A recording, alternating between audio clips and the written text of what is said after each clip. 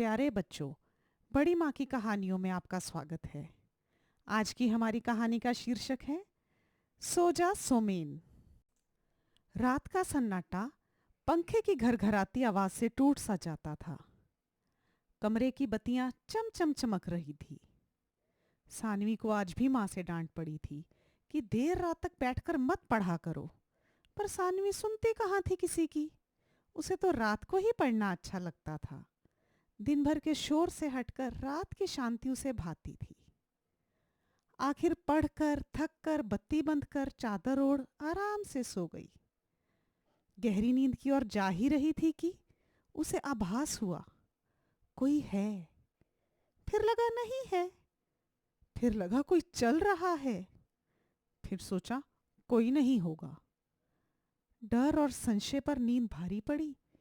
उठकर कोई अनहोनी बात देखने की बजाय उसे चादर से मुंह ढककर सो जाना उचित लगा। सुबह 5:30 बजे माँ कमरे में आई और एकदम डर से चिल्लाई, सानवी, सुमेन कहाँ है? सानवी हड़बड़ाई। रात की घटना हल्की सी याद आई। माँ के साथ कमरे से बाहर आई। सब जगह सुमेन को खोजा और उसे बैठक के सभी पंखे और सारी बत्तियां जलाकर सोफे पर सोता हुआ पाया। दादू से सानवी ने पूछा, ये यहाँ कैसे आया? दादू ने पता नहीं में सिर हिलाया। माँ ने सुमेन को झंझोड़ कर उठाया। वही सवाल दोहराया कि वे यहाँ कैसे आया? सुमेन ने भी पता नहीं में सिर हिलाया। माँ झल्लाई, सुमेन को ले कमरे में आई और तैयार कर स्कूल भेजा। इम्तिहान आने वाले थे। सानवी की पढ़ाई का कार्यक्रम जोरों शोरों पर था। एकाग्रता से पढ़ती सानवी का ध्यान अचानक हुए खटके से भटका और दृश्य देखकर लगा झटका। सोया हुआ सोमेन उठकर बैठ चुका था और चादर को पहले ऐसे पहना जैसे पैंट पहन रहा हो, फिर उसमें बाजू घुसाई जैसे शर्ट पहन रहा हो, फिर उठकर चल दिया। सानवी ने हाथ पकड़कर रोककर पूछा, किधर? वह बोला, स्कूल। सानवी ने पकड़कर वापस घसीटा, बिस्तर पर लिटाया, बोली, सो जा सोमेन। कुछ ही पलों में वह गहरी नींद सो गया, पर सानवी का डर, चिंता, हैरानी से आगे पढ़ना मुश्किल हो गया। सुमेन को नींद में बोलते तो अक्सर सुना था सानवी ने, जीत गए हम, मैच जीत गए। दीदी, आम बहुत मीठा है, एक और दे दो।